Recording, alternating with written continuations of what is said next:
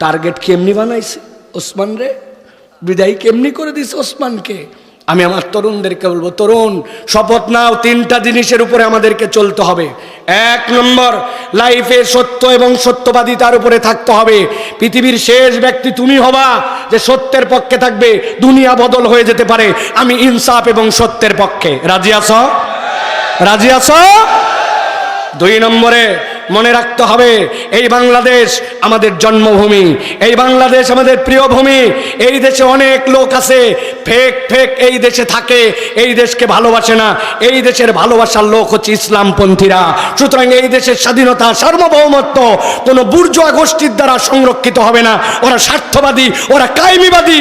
একমাত্র ইসলামপন্থীদের দ্বারাই এই দেশ নিরাপদ, ঠিক কিনা?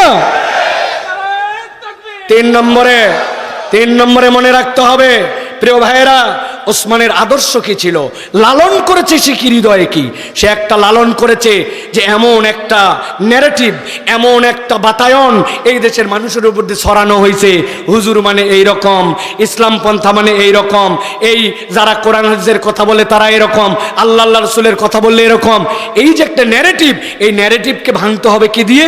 শিক্ষা দিয়ে, জ্ঞান দিয়ে, যুক্তি দিয়ে, বিদ্যা দিয়ে, আদর্শ দিয়ে নিজেদেরকে মজবুত করে। ফাও ফাও চিৎকার করে লাভ নাই।